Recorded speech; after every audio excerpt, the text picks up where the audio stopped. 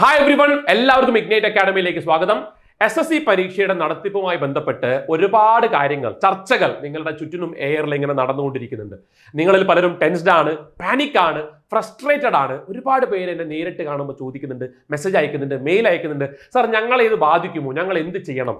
അപ്പം നിങ്ങൾ ഒരുപാട് വീഡിയോ ഓൾറെഡി കണ്ടിട്ടുണ്ടാവും. വീണ്ടും നിങ്ങളെ കൺഫ്യൂസ് ചെയ്യിക്കാൻ വേണ്ടിയിട്ട് ഒരു വീഡിയോ അല്ല ഇത്. അല്ലെങ്കിൽ എന്താണ് എൻ്റെ അഭിപ്രായം, SSC പരീക്ഷ ഇനി ക്യാൻസൽ ആകുമോ, CGL പോസ്റ്റ്പോൺ ചെയ്യുമോ, അല്ലെങ്കിൽ നമ്മൾ സമരം ചെയ്യണോ, ട്വിറ്റർ, അതൊന്നുമല്ല ഞാൻ ഈ വീഡിയോയിൽ പറയാൻ പോകുന്നത്. ഇപ്പോഴത്തെ സ്ഥിതിയിൽ ഈ പരീക്ഷ ഇതേപോലെ നടക്കുകയാണെങ്കിൽ പ്രാക്ടിക്കലി നിങ്ങൾക്ക് അവിടെ ചെയ്യാൻ പറ്റുന്ന കാര്യങ്ങൾ എന്താണ്, എങ്ങനെ നമ്മൾക്ക് ഇതിനെ കോപ്പ് ചെയ്യാം എന്നുള്ള ചില പ്രാക്ടിക്കൽ സൊല്യൂഷൻസ് ആണ് ഈ വീഡിയോയിൽ നിങ്ങൾക്ക് ഞാൻ പറഞ്ഞു തരാൻ പോകുന്നത്. അതുകൊണ്ട് തന്നെ അവസാനം വരെ നിങ്ങൾ ഈ വീഡിയോ കാണുക. മക്കളെ, പേഴ്സണലി സാറിന്റെ അടുത്ത് നിങ്ങൾ ചോദിച്ചാൽ ഞാൻ നിങ്ങളോട് പറയും, your strength is not tied to your circumstances, it's part of who you are. എടാ, ഈ സാഹചര്യങ്ങളിലൊന്നും തളരേണ്ടവനല്ല നീ. വേണ്ടി അല്ല നീ തയ്യാറെടുപ്പ് ആരംഭിച്ചത്. ഇതൊരു ഫേക്ക് മോട്ടിവേഷൻ തരുന്നതൊന്നും അല്ല. You just think about you. നീ എന്തിനാടാ തയ്യാറെടുപ്പ് തുടങ്ങിയത്? ഇത്തരം ചെറിയ സാഹചര്യങ്ങളൊക്കെ വരുമ്പോഴത്തേക്കും അടിപതറാൻ മാത്രമേ ഉള്ളൂ നിന്റെ വിൽ പവർ. എത്ര പേര് ഡീമോട്ടിവേറ്റ് ചെയ്തിട്ടുണ്ട് നിന്നെ? നീ ഡീമോട്ടിവേറ്റഡ് ആയോ? പിന്നെ എന്തിനാടാ ഇതേപോലെ എല്ലാവരെയും ബാധിക്കുന്ന, പാൻ ഇന്ത്യ ബാധിക്കുന്ന ഒരു ടെക്നിക്കൽ ഇഷ്യൂ അല്ലെങ്കിൽ ഒരു സർക്കംസ്റ്റൻസ് സാഹചര്യം വരുമ്പോൾ എന്തിനാടാ മുട്ട് വിറയ്ക്കുന്നേ? ധൈര്യമായിട്ട് മുന്നോട്ട് പോകണം. അതിന് ചില ടിപ്സ്, എന്തൊക്കെ കാര്യങ്ങൾ നമ്മൾ ശ്രദ്ധിച്ചു കഴിഞ്ഞാൽ കുറച്ചുകൂടി ഈസി ആക്കാം നമ്മളുടെ ആ പരീക്ഷാ ദിനം എന്നാണ് ഞാൻ ഈ വീഡിയോയിൽ പോയിന്റ് ബൈ പോയിന്റ് പറയാൻ പോകുന്നത്. Okay, yes. അതിന് ആദ്യം എന്താണ് നമ്മളുടെ ഇവിടുത്തെ ചാലഞ്ചസ് ഓൾറെഡി നിങ്ങൾ കേട്ടുമടുത്തതായിരിക്കും. എങ്കിലും ഞാൻ ഓടിച്ചു വിട്ട് പറയട്ടെ. എടാ, ഒരു ടെക്നിക്കൽ പ്രോബ്ലം അവിടെ പറയുന്നുണ്ട്, ഇന്റർഫേസിന്റെ പ്രോബ്ലം പറയുന്നുണ്ട്, സെന്റർ റിലേറ്റഡ് ആയിട്ടുള്ള കുറെ വിഷമങ്ങൾ കുട്ടികൾ പറയുന്നുണ്ട്, ഇനി ക്വസ്റ്റ്യൻസ് റിലേറ്റഡ് ആയിട്ടുള്ള ബുദ്ധിമുട്ടുകളും കുട്ടികൾ നേരിട്ടിട്ടുണ്ട്. അപ്പൊ നമുക്ക് എന്താണ് ടെക്നിക്കൽ, ഞാൻ ഡീറ്റെയിൽ ആക്കുന്നില്ല. മൗസ് പ്രോപ്പറായിട്ട് വർക്ക് ചെയ്യുന്നില്ല, അല്ലെങ്കിൽ മൾട്ടിപ്പിൾ തവണ കമ്പ്യൂട്ടറിന്റെ മൗസ് ക്ലിക്ക് ചെയ്യേണ്ടി വരികയാണ്. ഓപ്ഷൻ ഒന്ന് ശരി ഉത്തരം അറിഞ്ഞിട്ടും ആ ഓപ്ഷൻ ഒന്ന് മാർക്ക് ചെയ്യാൻ നമ്മൾ മൾട്ടിപ്പിൾ തവണ നമ്മളുടെ സമയം അവിടെ അങ്ങനെ നഷ്ടപ്പെടുന്നു എന്ന് പറയുന്നു. അതുപോലെ സിസ്റ്റം റീബൂട്ട് ആവുന്നു, പലരുടെയും സിസ്റ്റം ഓഫ് ആയി പോകുന്നു. അവിടെ സിസ്റ്റത്തിന് ഓഫ് ആകുമ്പോൾ ടെൻഷൻ, പിന്നെ ബഫറിങ് വർഷങ്ങളായിട്ട് ഓൺലൈൻ ആയതിനു ശേഷം ഉള്ളതാണ്. ബഫറിങ് ഇങ്ങനെ കറങ്ങിക്കൊണ്ടേയിരിക്കും. അപ്പോൾ അതൊക്കെ നമുക്ക് എന്ത് ചെയ്യാൻ പറ്റും, നമുക്ക് സിമ്പിൾ ആയിട്ട്, അല്ലെങ്കിൽ എങ്ങനെ നമുക്ക് ഇതിനെ ടാക്കിൾ ചെയ്യാമെന്ന് ഞാൻ നിങ്ങൾക്ക് പറഞ്ഞു. ഇന്റർഫേസ്, ഓക്കെ, ഒബ്വിയസ്ലി TCS അല്ല പരീക്ഷ കണ്ടക്ട് ചെയ്യുന്നത്. അപ്പൊ ഇത്രയും കാലം നമ്മൾ എടുത്ത മോക്ക് ടെസ്റ്റുകളിൽ നിന്ന് ഡിഫറെന്റ് ആയിട്ടുള്ള ഒരു ഇന്റർഫേസ് ആണ് ഇപ്രാവശ്യത്തെ സെലക്ഷൻ പോസ്റ്റിന് പോയപ്പോൾ പലരും കണ്ടത്. അതുകൊണ്ട് അവിടെ പാനിക് ആയി പോയി. പക്ഷേ എടാ, CGL മുമ്പ് അത് കഴിഞ്ഞത് നന്നായില്ലേ? നീ ടാർഗറ്റ് ചെയ്ത് CGL അല്ലേ? അതുകൊണ്ട് പേടിക്കണ്ട, നമുക്കത് റെഡിയാക്കാം. പിന്നെ സെന്റർ റിലേറ്റഡ് ആയിട്ടുള്ള ഇഷ്യൂ, അലോക്കേഷൻ, പലർക്കും സംസ്ഥാനത്തിന് പുറത്ത് കിലോമീറ്ററുകൾ, മണിക്കൂറുകൾ ട്രാവൽ ചെയ്തിട്ടാണ് പലരും എക്സാം സെന്ററിൽ എത്തുന്നത്. അതുപോലെ ദൂരത്തിന്റെ കാര്യം പറയുന്നു, അത്രയും സാമ്പത്തികമായിട്ട് നഷ്ടം, ഇതെല്ലാം വിഷമങ്ങളാണ്. Questions, okay, out of syllabus questions നമുക്ക് ചോദിച്ചിട്ടുണ്ട്. ഓക്കെ, നമ്മളെ സിലബസിൽ പറയാത്ത ചോദ്യങ്ങൾ, അതുപോലെ സാധാരണഗതിയിൽ ഒരു പ്രിലിംസ് പരീക്ഷയിൽ കാണാത്ത ചോദ്യങ്ങൾ അവിടെ ചോദിച്ചിട്ടുണ്ട് പറയുന്നു. GK സ്റ്റേറ്റ്മെന്റ് ടൈപ്പ് GK ആണ് അവിടെ വന്നത്. നമ്മൾ പരിചിതരല്ല, അല്ലെങ്കിൽ ഇത്രയും കാലം നമ്മൾ പ്രാക്ടീസ് ചെയ്തത് അങ്ങനെയല്ല. റീസണിങ്ങിൽ ക്രിട്ടിക്കൽ റീസണിംഗ് ക്വസ്റ്റ്യൻസ് വന്നു. ഇതൊക്കെയാണ് അപ്പോൾ ജനറൽ ആയിട്ട് കുട്ടികൾ പറഞ്ഞിട്ടുള്ള അവരുടെ ചാലഞ്ചുകളായിട്ട്. അപ്പൊ നമുക്ക് എന്ത് ചെയ്യാൻ പറ്റുമെന്ന് നമുക്ക് നോക്കാം. വൺ ബൈ വൺ ആയിട്ട് ഞാൻ പറയാം. ഒരു സൊല്യൂഷൻ അല്ല ഞാൻ നിങ്ങൾക്ക് പറഞ്ഞു തരുന്നത്. സൊല്യൂഷൻ എന്ന് പറഞ്ഞാൽ ഈ പ്രശ്നങ്ങളെല്ലാം ഒറ്റയടിക്ക് ഇല്ലാതായി പോകണം. അങ്ങനെ ഇല്ലാതാക്കി പോകാൻ മാത്രം, ഒരു തീരുമാനം എടുക്കാൻ മാത്രം ഒരു പവർഫുൾ ആയിട്ടുള്ള ആളൊന്നുമല്ല ഞാൻ, അല്ലേ? നമ്മൾക്ക് ഇന്റർഫേസ് നമുക്ക് പറയാം, നമുക്ക് സമരം ചെയ്യാം, നമുക്ക് ട്വിറ്റർ ക്യാമ്പയിൻ നടത്താം എന്നൊക്കെ. പക്ഷെ ഇതൊന്നും സംഭവിച്ചില്ലെങ്കിൽ നിന്നെ കൊണ്ടാവുന്നത്, അല്ലെങ്കിൽ നമ്മളെ കൊണ്ടാകുന്നത് നമുക്ക് ചെയ്യാൻ സാധിക്കണമല്ലോ. അതിന് നമുക്ക് എങ്ങനെ ആ ഇമ്പാക്ട്, ആ ഒരു കാര്യം നമ്മളെ ബാധിക്കാതെ എങ്ങനെ നമ്മളെ പരീക്ഷ നല്ല രീതിയിൽ പോകാം എന്നുള്ള കാര്യങ്ങളാണ് നമ്മൾ നോക്കുക. Be prepared. ഇതാ സംഭവിക്കാൻ പോകുന്നത് അറിയാം. പരീക്ഷയിൽ TCS അല്ലെങ്കിൽ ആര് വേണമെങ്കിൽ നടത്തിക്കോട്ടെ. പക്ഷെ ഇപ്പം ഓൾറെഡി കഴിഞ്ഞ പരീക്ഷയിൽ എന്തൊക്കെയാ സംഭവിച്ചത്, അത് ഇനി അതേപോലെ റിപ്പീറ്റ് ചെയ്താൽ നീ റെഡിയാണോ, എടുത്തിട്ടുണ്ടോ, സെറ്റ് നമ്മൾ നോക്കേണ്ടത്. അപ്പൊ ഞാൻ നേരത്തെ പറഞ്ഞ ആ പ്രോബ്ലംസിലെ ഒന്നാമത്തെ രണ്ടാമത്തെ പ്രോബ്ലം ഉണ്ടല്ലോ, ഏതാണത്? ടെക്നിക്കൽ ആയിട്ടുള്ള ഇഷ്യൂ ആൻഡ് ഇന്റർഫേസ് ആയിട്ടുള്ള ഇഷ്യൂ. ഇത് രണ്ടും നമുക്ക് ഒരുമിച്ച് നമുക്ക് കൺസിഡർ ചെയ്യാം. കാരണം നിന്റെ എക്സാം എടുക്കുന്ന സമയവുമായി ബന്ധപ്പെട്ട് കിടക്കുന്ന ഒരു കമ്പ്യൂട്ടർ ഓഫ് ആയി പോകും, അല്ലെങ്കിൽ ബഫറിങ് വരുമ്പോൾ ആക്ച്വലി ഇവിടെ എന്താ സംഭവിക്കുന്നത്, നിനക്ക് ചെയ്യാണ്ട ചോദ്യം നിനക്ക് ചെയ്യാൻ പറ്റാതാവുകയാണ്, അല്ലെ? അല്ലെങ്കിൽ നീ നോർമലി വീട്ടിൽ നിന്ന് മോക്കെടുക്കുമ്പോൾ സൂപ്പർ ഫാസ്റ്റ് ഇന്റർനെറ്റിൽ നിനക്ക് എല്ലാ ക്വസ്റ്റ്യനും അറ്റൻഡ് ചെയ്യാൻ പറ്റാറുണ്ട്. അത് ഇവിടെ സാധിക്കുന്നില്ല. അപ്പൊ ആ ടെക്നിക്കൽ ഇഷ്യൂ എന്ന് പറയുമ്പോൾ മൗസ് ക്ലിക്ക് ആവുന്നില്ല. എന്താണ് പ്രോബ്ലം. അപ്പൊ ഞാൻ ശരിയാക്കി മാർക്ക് ചെയ്യേണ്ട ചോദ്യം അവിടെ മാർക്ക് ചെയ്യപ്പെടുന്നില്ല. അത് കഴിഞ്ഞിട്ട് വേണം എനിക്ക് അടുത്ത ചോദ്യത്തിലോട്ട് പോകാൻ. അപ്പൊ നീ അവിടെ പാനിക് ആവുകയാണ് അല്ലെ? യെസ്, കാര്യം. രണ്ടാമത്തെ എന്താണ്? രണ്ടാമത്തെ അവിടെ നമ്മൾ ഇത്രയും കാലം TCS പാറ്റേണിലുള്ള ഇന്റർഫേസ് വെച്ചിട്ടാണ് അല്ലേ നിങ്ങൾ മോക്ക് ടെസ്റ്റ് ഇപ്പം ടെക്സ്റ്റ് ബുക്കിന്റെ ആണെങ്കിലും ടെസ്റ്റിംഗിന്റെ ആണെങ്കിലും നിങ്ങൾ ഒലിവ് ബോർഡിന്റെ ആണെങ്കിലും നിങ്ങൾ പണ്ഡിറ്റ്സിന്റെ ആണെങ്കിലും ഏതിന്റെ ആണെങ്കിലും മോക്ക് ടെസ്റ്റ് നിങ്ങൾ എടുത്തിട്ടുണ്ടെങ്കിൽ അവിടെ എല്ലാം നമ്മൾ പരിചയപ്പെട്ടത് TCS പാറ്റേണിലുള്ള ഇന്റർഫേസ് ആയിരുന്നു. അത് മാറിയിട്ടുണ്ട് അല്ലെ? ഇത് രണ്ടും നമുക്ക് എങ്ങനെയാണ് ടാക്കിൾ ചെയ്യാൻ പറ്റുക? പ്രാക്ടിക്കലി നിന്ന് ആലോചിച്ചു ഇതിനെ നമുക്ക് എങ്ങനെ ടാക്കിൾ ചെയ്യാൻ പറ്റാം? ഹൗ? ഇതിനെ നമുക്ക് പ്രാക്ടീസിലൂടെ മാത്രമേ ടാക്കിൾ ചെയ്യാൻ പറ്റുള്ളൂ. മാത്രം ദിവസം ഇനി ഉണ്ടോ നമുക്ക് പ്രാക്ടീസ് ചെയ്യാൻ? ഇല്ല. അതിന് മാത്രം ദിവസം നമുക്കില്ല. CGL ഓഗസ്റ്റ് 13-ാം തീയതിയാണ് ടെൻഡേറ്റീവ്. നമുക്ക് ഡേറ്റ് SSC പറഞ്ഞേക്കാം. അത് മാറുമോ പോസ്റ്റ്പോൺ ചെയ്യപ്പോ അതൊക്കെ സെക്കൻഡറി. നമുക്ക് ഒരു ഭയങ്കര വിശ്വസ്തമായിട്ടുള്ള സോഴ്സിൽ നിന്ന് നമുക്കൊരു അറിവ് ഇതുവരെ കിട്ടിയിട്ടൊന്നുമില്ല.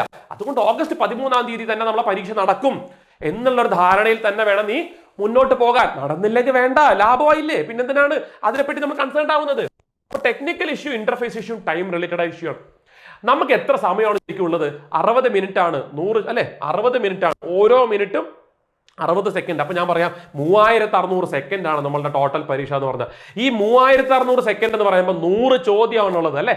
100 ചോദ്യത്തിന് 3600 സെക്കൻഡ് എന്ന് പറയുമ്പോൾ പറയടാ ആവറേജ് അവിടെ എത്രയാണ്? ഒരു ക്വസ്റ്റ്യൻ സോൾവ് ചെയ്യാൻ നിനക്ക് 36 സെക്കൻഡ് ഉള്ളത്. അത് ക്വാണ്ടിലെ ഒരു ക്വസ്റ്റ്യൻ ചെയ്യാനാണെങ്കിലും, ഒരു ക്രിട്ടിക്കൽ റീസണിങ് ചെയ്യാനാണെങ്കിലും, ഒരു കോംപ്രിഹെൻഷൻ വായിച്ചിട്ട് ഒരു ഇംഗ്ലീഷിലെ ക്വസ്റ്റ്യൻ ചെയ്യാനാണെങ്കിലും, GK ഒരു 1 വേർഡ് ഒരു ഉത്തരം പറയാനാണെങ്കിലും നിനക്ക് ആവറേജ് അവിടെ 36 ക്വസ്റ്റ്യൻ ആണുള്ളത് അല്ല, 36 സെക്കൻഡ് ആണുള്ളത്.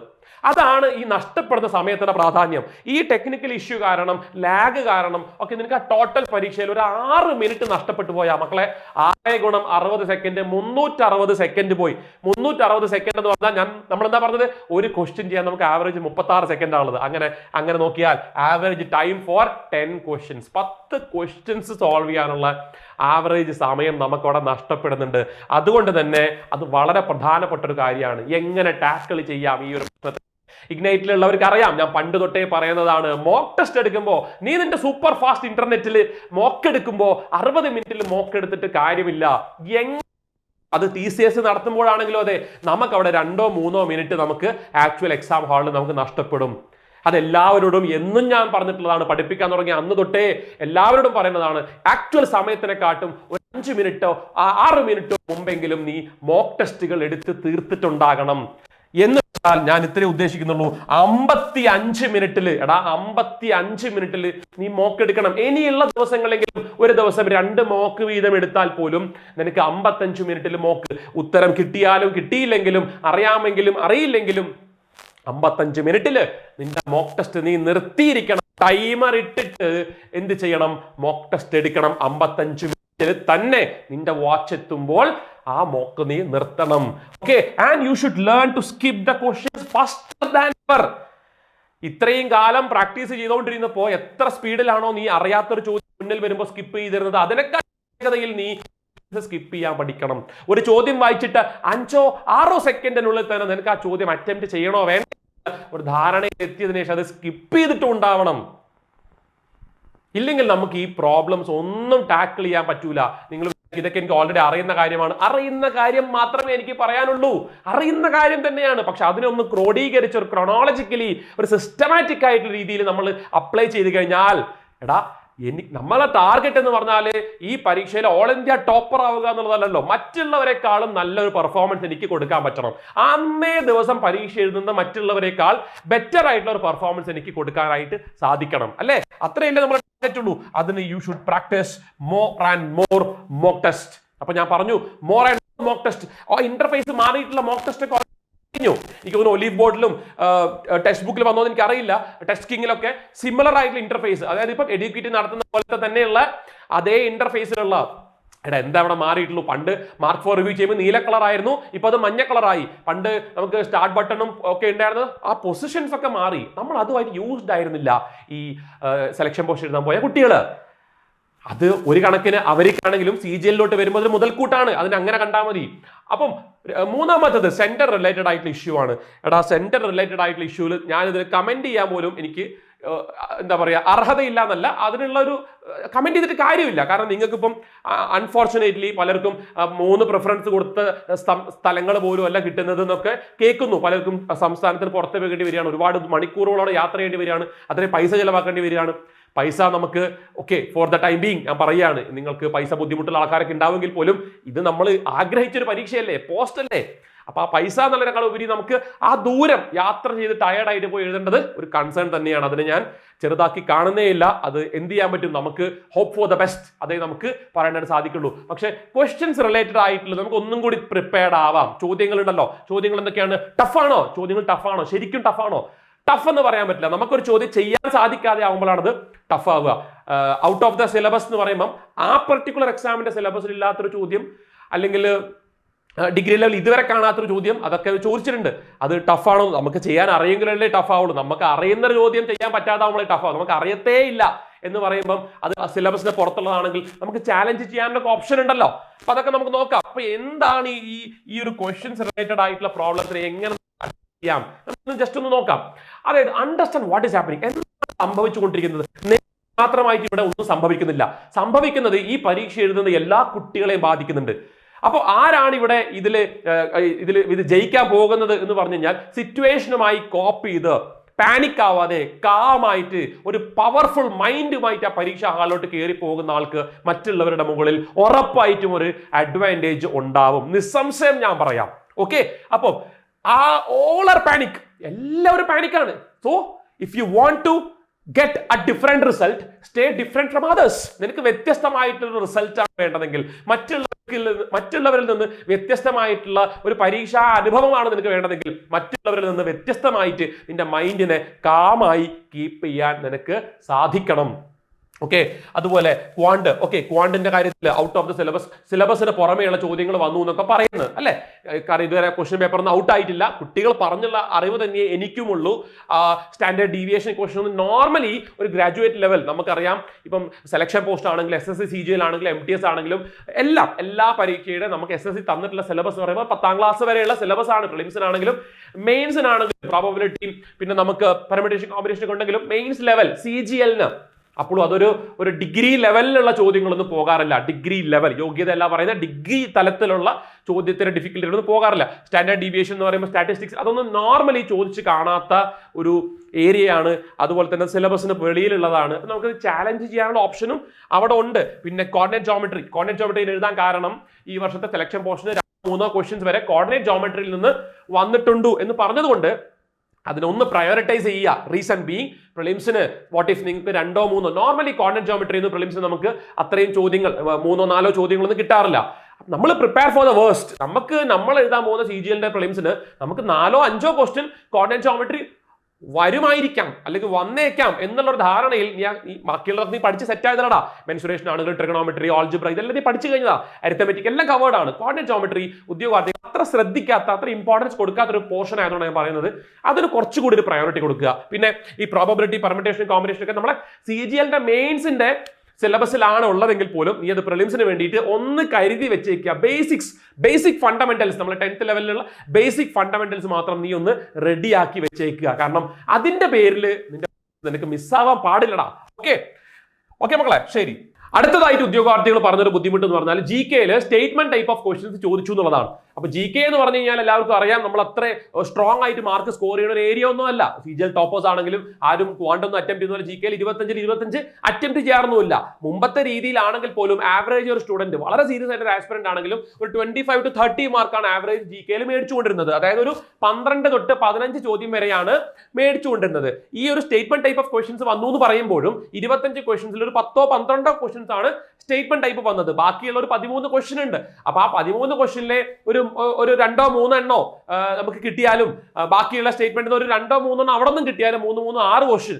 ആൻഡ് ഈ ഒരു പാറ്റേണിൽ, ഡിഫിക്കൽട്ട് ആയിട്ടുള്ള ഈ ഒരു പാറ്റേണിൽ ഒരു 6 ക്വസ്റ്റ്യൻ എന്ന് പറയുമ്പോൾ 12 15 ക്വസ്റ്റ്യൻ സ്കോർ ചെയ്തിരുന്ന, സാധാരണഗതിയിൽ സ്കോർ ചെയ്തിരുന്ന ഉദ്യോഗാർത്ഥി 6 7 ചോദ്യത്തിലോട്ട് താഴേക്ക് വന്നു പോയാൽ പാനിക് ആവേണ്ട, പേടിക്കേണ്ട ആവശ്യമില്ല. ബിക്കോസ് അത് നാഷണൽ ആവറേജിൽ കൂട്ടിയാൽ പോലും ആ ലോവറിംഗ് എന്ന് പറഞ്ഞു കഴിഞ്ഞാൽ ദിസ് ആവറേജ് മാർക്കിൽ നിന്നും ഉറപ്പായിട്ടും താഴെ വരും. ആൻഡ് വിച്ച് ഇൻ ടേൺ അത് ഉറപ്പായിട്ടും CGLന്റെ പോലും കട്ട് ഓഫ് താഴെ കൊണ്ടുവരും. 150, 140, 145. പണ്ടൊരു കാലം ഉണ്ടായിരുന്നു 110, 120 ഒക്കെ കട്ട് ഓഫ് ഉണ്ടായിരുന്ന ഒരു കാലഘട്ടം. അതിലോട്ട് തിരിച്ചു പോകുന്ന ഒരു നല്ല പ്രവണതയായിട്ട് അതിനെ കണ്ടാൽ മതി. നിങ്ങൾ പാനിക് ആവട്ടെ, ഒരാവശ്യമില്ല. നിങ്ങൾക്ക് ഇപ്പൊ കിട്ടിക്കൊണ്ടിരിക്കുന്ന മോക്ക് ടെസ്റ്റിലെ സ്കോറുകൾ അതിൽ ഇടിവ് വരും. 150 മേടിക്കുന്നവര് 130 ചിലപ്പോൾ ഇറങ്ങി വന്നേക്കാം. പക്ഷെ നീ മാത്രമല്ല താഴേക്ക് ഇറങ്ങി വരുന്നത്, ഈ പരീക്ഷ എഴുതുന്ന എല്ലാവരുടെയും മാർക്ക് അതിനനുസരിച്ച് കുറയുന്നുണ്ടെന്ന് മാത്രം മക്കളെ നീ മനസ്സിൽ വെച്ചാൽ മതി കേട്ടോ.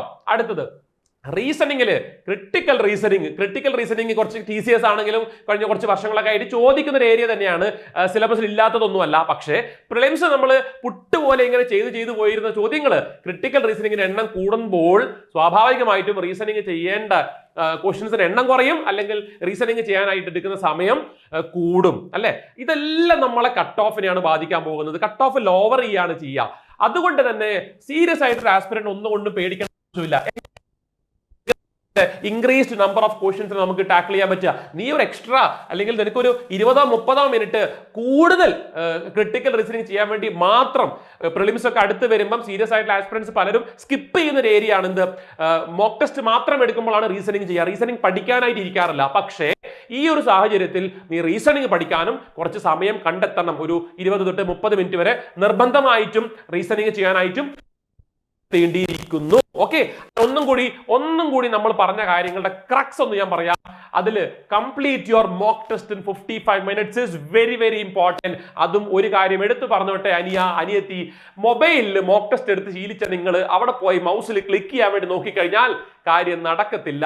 നിങ്ങൾ ഇനി നിങ്ങളുടെ ലാപ്ടോപ്പിൽ സ്മൂത്ത് ആയിട്ട് ഫ്ലോ ചെയ്യുന്ന നിങ്ങളുടെ കീപാഡിൽ നിങ്ങൾ ചെയ്തിട്ടാണ് മോക്ക് ടെസ്റ്റ് ചെയ്തിട്ടാണ് പോകുന്നതെങ്കിൽ അപ്പോഴും നിങ്ങൾ ഒന്ന് പകച്ചു പോയേക്കാം. So what can be done from your side? നിന്റെ ഭാഗത്ത് നിന്ന് ചെയ്യാൻ പറ്റുന്ന ഒരു കാര്യം, ഒരു മൗസ് ആരുടെയെങ്കിലും കയ്യിൽ നിന്ന് കടം വാങ്ങുക, അല്ലെങ്കിൽ ഒരു മൗസ് അങ്ങ് വാങ്ങുക. കാരണം ഇനി അങ്ങോട്ടേക്കുള്ള പരീക്ഷയിൽ മൗസിന്റെ പ്രശ്നം ഉണ്ടാകുമെങ്കിൽ നീ എഴുതാൻ പോകുന്ന SSC പരീക്ഷകളിലൊക്കെ ആ മൗസിന്റെ പ്രശ്നം ഉണ്ടാവാനുള്ള സാധ്യതയും ഉണ്ട്. ഒരു എക്സ്ട്രാ ഒരു മൗസ് വാങ്ങിയിട്ട് നമ്മളെ സിസ്റ്റത്തിനോട് ലാപ്ടോപ്പിനോട് അറ്റാച്ച് ചെയ്തിട്ട് ചെയ്തു നോക്കുക. ഇനി വീട്ടിൽ കമ്പ്യൂട്ടർ ഇല്ലാത്തവര് ഒരു ദിവസമെങ്കിലും പറ്റിയ അക്ഷയയിലോ എവിടെയെങ്കിലും ഒരു കമ്പ്യൂട്ടർ സെന്ററിൽ പോയിട്ട് ഒരു മോക്ക് ടെസ്റ്റ് എടുത്ത് നോക്കുക. ആദ്യമായിട്ട് ആ പരീക്ഷാ സെന്ററിൽ പോയിട്ടാണ് നീ ആ മൗസിന്റെ പ്രശ്നം നേരിട്ട് അനുഭവിക്കുന്നതെങ്കിൽ ചിലപ്പോൾ നമ്മൾ പാനിക്കായി പോയേക്കാം. ഈ പറഞ്ഞ് നമ്മൾ കെട്ടിപ്പടുത്തുയർത്തുണ്ടാക്കി കൊണ്ടുവന്ന എല്ലാം തള്ളിയയക്കാം. അതിന് ഒരു സാഹചര്യം നിങ്ങളായിട്ട് ഉണ്ടാക്കരുത്. Be prepared. ഓക്കെ, പുതിയ ഇന്റർഫേസിൽ പോസിബിൾ ആണെങ്കിൽ, എനിക്ക് തോന്നുന്നു പല പ്ലാറ്റ്ഫോമുകളിലും ഓൾറെഡി പുതിയ ഇന്റർഫേസ് ആയി കഴിഞ്ഞു. അപ്പൊ പോസിബിൾ ആണെങ്കിൽ ആ പുതിയ ഇന്റർഫേസിൽ തന്നെയുള്ള പ്ലാറ്റ്ഫോമുകളിലെ മോക്ക് ടെസ്റ്റുകൾ എടുക്കാനായിട്ട് നിങ്ങൾ നോക്കണം. ക്വാണ്ടിറ്റേറ്റീവ് ആപ്റ്റിറ്റ്യൂഡിന്റെ കാര്യത്തിൽ ഞാൻ പറഞ്ഞു, എക്സ്ട്രാ ഇതുവരെ പഠിച്ചതിൽ നിന്ന് ഡിഫറെന്റ് ആയിട്ട് പുതിയതായിട്ട് ഒരുപാട് പുതിയ കാര്യങ്ങൾ പഠിക്കാനായിട്ട് ശ്രമിക്കരുത്. സ്റ്റാറ്റിസ്റ്റിക്സ് കൂടുതലുണ്ട് ചോദിക്കുന്നത് വിചാരിച്ചിട്ട് നിങ്ങൾ JS വരെ പേപ്പറിലെ സ്റ്റാറ്റസ് എടുത്ത് പഠിക്കാൻ നിൽക്കരുത്. ഡിഗ്രി ലെവലിൽ അതൊന്നും ചെയ്യരുത്. മണ്ടത്തരായി പോവും ഈ ലാസ്റ്റ് മിനിറ്റിൽ. അതൊന്നും ചെയ്യരുത്. ബേസിക് ആയിട്ടുള്ള നമുക്കറിയാലോ, മീൻ, മോഡ്, മീഡിയൻ, അങ്ങനത്തെ കാര്യങ്ങളൊക്കെ നിങ്ങൾക്ക് അറിയാം. അത് പഠിക്കുക. സ്റ്റാൻഡേർഡ് ഡീവിയേഷൻ ഇനി അറിയില്ലെങ്കിൽ അത് പഠിക്കണ്ട. അതിനായിട്ട് നീ ഒരുപാട് ടെൻഷൻ അടിച്ച് കളയണ്ട. അതിനൊന്നും സമയം. നിനക്ക് ചോദ്യങ്ങൾ നിർബന്ധമായിട്ടും ആക്യുറസിയോടുകൂടി പരീക്ഷയ്ക്ക് കറക്റ്റ് ആക്കാൻ പറ്റണം. പ്രോബബിലിറ്റി, പെർമ്യൂട്ടേഷൻ, കോമ്പിനേഷനും കോർഡിനേറ്റ് ജോമെട്രി ഒക്കെ കുറച്ച് കോർഡിനേറ്റ് ജോമെട്രി ഓൾറെഡി സിലബസിലുള്ളതാണ് അല്ലെ. സിലബസിൽ മാത്രമല്ല പ്രിലിംസിനുണ്ട്. അതുകൊണ്ട് അതിന് പ്രാധാന്യം കൊടുക്കുക. കുറച്ചധികം ില്ലെങ്കിൽ പഠിക്കുക. ഒരു എക്സ്ട്രാ ഒരു 1 അവർ ഈ ടോപ്പിക്കുകൾ പഠിക്കാനായിട്ട് ഒരു മണിക്കൂർ സാധാരണ കൊടുക്കുന്ന സമയം തന്നെ മതി. അതിൽ 1 മണിക്കൂർ ഇതിനു വേണ്ടി ഇനി മാറ്റിവെക്കണം. അടുത്തത് കാൽക്കുലേഷൻ ആണ്. ഈ TCS വന്ന തൊട്ട് അല്ലെ ഈ നമ്മൾ ഓപ്ഷൻ എലിമിനേഷൻ കാര്യങ്ങളൊക്കെ വിട്ടതാണ്. എന്നാലും അവസാനമൊക്കെ ആയപ്പോഴത്തേക്കും കുറെ ക്വസ്റ്റ്യൻസ് ഒക്കെ ഓപ്ഷൻ എലിമിനേഷൻ വഴി ചെയ്യാൻ പറ്റുമായിരുന്നു. പക്ഷേ ഈ ഒരു പരീക്ഷ നടത്തിയ ഒരു പരീക്ഷ കഴിഞ്ഞപ്പോൾ എല്ലാവരും പറയുന്നത് ഡെസിമൽസിലുണ്ട്, പോയിന്റിലുണ്ട്, നമുക്ക് ഓപ്ഷൻ എലിമിനേറ്റ് ചെയ്യാൻ പറ്റില്ല, ഡിജിറ്റ്സും പറ്റത്തില്ല, അവിടെ നമുക്ക് മൾട്ടിപ്ലിസിറ്റി നോക്കാൻ പറ്റുന്നില്ല, ഡിവിസിബിലിറ്റി പറ്റുന്നില്ല. ഇതൊന്നും പറ്റുന്നില്ലെങ്കിൽ പറ്റുന്ന കാര്യം നിന്റെ ഭാഗത്ത് ചെയ്യാൻ പറ്റുന്ന എന്തേ ഉള്ളൂ, കാൽക്കുലേഷൻ സ്പീഡ് കൂട്ടുക. ഇനിയുള്ള ദിവസം അതിന് മതിയോ സാർ? ഇനിയുള്ള ദിവസം ചെയ്യാതിരിക്കുന്നതിനെക്കാട്ടും നല്ലതല്ലേ മോനെ ഇനിയുള്ള ദിവസങ്ങളിൽ അതൊന്ന് ചെയ്തു നോക്കുന്നത്. അപ്പൊ ദിവസം രാവിലെ ഒരു 30 മിനിറ്റും വൈകിട്ട് ഒരു 30 മിനിറ്റും കൊടുക്ക്. കാൽക്കുലേഷന് വേണ്ടി മാത്രമായിട്ട് അങ്ങോട്ടും ഇങ്ങോട്ടും തലങ്ങും വിലങ്ങും മൾട്ടിപ്ലൈ ചെയ്യാനും ഡിവൈഡ് ചെയ്യാനും ഫ്രാക്ഷൻസ് എഴുതാനും ഡെസിമൽ എഴുതാനും ഒക്കെ സമയം കണ്ടെത്ത്. ലാസ്റ്റ് മിനിറ്റ് അല്ലേ മറ്റുള്ളവർ ചെയ്യുന്നതിൽ നിന്ന് ഡിഫറെന്റ് ആയിട്ട് നീ ചെയ്യുക. ഇനി പേനയുടെ കാര്യം ഒന്ന് പറഞ്ഞോട്ടെ. പലരും ജെൽ പേന കൊണ്ടും പെൻസിൽ കൊണ്ടും ഹീറോ പേന കൊണ്ടൊക്കെയാണ് മോക്ക് ടെസ്റ്റ് എടുക്കുന്നതെങ്കിൽ മക്കളെ നിങ്ങൾ കണ്ടിട്ടുണ്ടോ? യഥാർത്ഥ പരീക്ഷ എഴുതിയവർക്ക് അറിയാം. അവിടെ പോയ ഒരു എന്താ പറയുക ഈർക്കിലിക്കമ്പ് അല്ലെങ്കിൽ നമുക്ക് ചന്ദനത്തി പോലത്തെ ഒരു അത്ര തിന്നായിട്ടുള്ള ഒരു പേനയാണ്. നമ്മൾ എഴുതി നമ്മളെ കൈ വേദനിക്കും അല്ലേ. പറ്റുമെങ്കിൽ എനിക്കറിയില്ല, എഡിക്യൂട്ടി നടത്തിയ പരീക്ഷയിൽ ഞാൻ അത് ചോദിക്കാൻ വിട്ടുപോയി കുട്ടികളുടെ അടുത്ത്, അങ്ങനത്തെ പേന തന്നെയാണോ കിട്ടിയത്? കാരണം അതിനെക്കാട്ടും വലിയ വലിയ സങ്കടങ്ങൾ പറയുമ്പോൾ നിങ്ങളുടെ പേനയുടെ വലിപ്പം എത്രയായിരുന്നു എന്ന് ചോദിക്കുമ്പോൾ സാർ അതെന്താ പറയുന്നതെന്ന് കുട്ടികൾ ചിന്തിച്ചേക്കാം. അതുകൊണ്ട് ഞാൻ ചോദിച്ചില്ല. പേന തന്നെയാണ് ഇരിക്കുന്നതെങ്കിൽ മക്കളെ എഴുതുമ്പോൾ മോക്ക് ടെസ്റ്റ് എടുക്കുമ്പോൾ ചെറിയ കനം കുറഞ്ഞ പേനയിൽ തന്നെ എഴുതി ശീലിക്കണം. ഇല്ലെങ്കിൽ അവിടെ പോകുമ്പോൾ ഒരു പുതിയ അനുഭവം തന്നെയായിരിക്കും ആ പേന കൈ നമ്മളെ കയ്യെ വേർത്ത് കൊണ്ടുള്ള ഒരു മോക്ക് യഥാർത്ഥ പരീക്ഷ എഴുത്ത്. അപ്പൊ അതിന് ഇട കൊടുക്കരുത്. യെസ്, അഗൈൻ ഞാൻ പറഞ്ഞ കാര്യമാണ്, 20 മിനിറ്റ് അതിന് കൊടുക്കണം. Your panic mind. എടാ, ചില ആൾക്കാർ പരീക്ഷാ ഹാളിൽ കയറുമ്പോൾ പാനിക് ആവും. എത്ര പഠിച്ചവനാണെങ്കിലും ആ പരീക്ഷാ ഹാളിൽ പോകുമ്പം ആ ഒരു നിമിഷം 1 മണിക്കൂറിൽ പാനിക്കായി പോകുന്ന ആൾക്കാരുണ്ട്. എൻ്റെ പൊന്നു മക്കളെ, പഠിച്ചത് കൊണ്ട് മാത്രം കാര്യമില്ല. ആ 1 മണിക്കൂറിന് വേണ്ടി നീ റെഡി ആയിട്ടില്ലെങ്കിൽ പിന്നെ ഈ പഠിച്ചതൊക്കെ നമ്മൾ വെറുതെ ആയി പോയില്ലേ? അതുകൊണ്ട് പ്രിപ്പയർ ഫോർ ദാറ്റ് 1 hour. അതിന് എന്തൊക്കെ ടെക്നിക്സ് ആണോ അഡോപ്റ്റ് ചെയ്യാൻ പറ്റുക, നിന്റെ മനസ്സിനെ നിനക്ക് കൺട്രോൾ ചെയ്യാൻ വേണ്ടിയിട്ട് എന്ത് ടെക്നിക്കാണോ അഡോപ്റ്റ് ചെയ്യാൻ പറ്റുക അതിനെ അഡോപ്റ്റ് ചെയ്യുക. അത് ബ്രീത്തിങ് ടെക്നിക്കോ കൗണ്ടിങ് ദ നമ്പേഴ്സ് ടെക്നിക്ക്, ഏതെങ്കിലും ടെക്നിക്ക് യൂട്യൂബിലൊക്കെ ചെയ്താൽ കിട്ടും നിങ്ങൾക്ക്. ബോക്സ് ബ്രീത്ത്, ഒരുപാട് ബ്രീത്തിങ് ടെക്നിക്സ് ഉണ്ട്.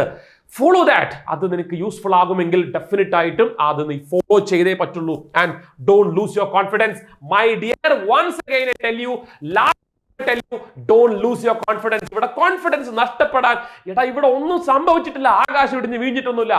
ഒരു ടീം വന്ന് പരീക്ഷ നടത്തി, അവർക്ക് പരീക്ഷ കണ്ടക്ട് ചെയ്യാൻ അറിയില്ല. അത് വിചാരിച്ച് നമ്മൾ എഴുതാൻ വന്ന പരീക്ഷ നമുക്ക് വേണ്ട. അപ്പൊ നിനക്ക് വേണമെന്നാണെങ്കിൽ ഞാൻ ഒന്നും കൂടി പറയട്ടെ, കോൺഫിഡൻസ് കളയരുത്. എല്ലാവരും പാനിക് ആവുമ്പോൾ നീ ഒന്ന് പാനിക് ആവാതെ ഒന്ന് മാറി നിന്ന് നോക്കിക്കേ. അപ്പൊ തന്നെ നീ മറ്റുള്ള ക്രൗഡിൽ നിന്ന് ഡിഫറെന്റ് ആവും. അത് എത്ര സീരിയസ് ആസ്പിരന്റ് ആണെങ്കിലും ഞാൻ പറഞ്ഞോട്ടെ, be different from others in your mind. That itself will help you sail through this exam this time. Okay, I hope the video was useful. It was a bit lengthy. I told you, വെറുതെ പറഞ്ഞ് ഒരു ചടങ്ങ് തീർക്കാനായിട്ട് വന്നതല്ല. എന്തെങ്കിലുമൊക്കെ നിങ്ങൾക്ക് ഇതിൽ നിന്ന് കിട്ടുമെങ്കിൽ അതൊന്ന് പ്രാക്ടിക്കലി അപ്ലൈ ചെയ്യാൻ പറ്റിക്കഴിഞ്ഞാൽ I will be very satisfied. Thank you for watching this video. All the best, all the best to all of you. Have a great time. നല്ല രീതിയിൽ പോയിട്ട് പഠിക്കുക, അടിപൊളിയായിട്ട് പരീക്ഷ എഴുതിയിട്ട് വരിക. Okay, bye bye.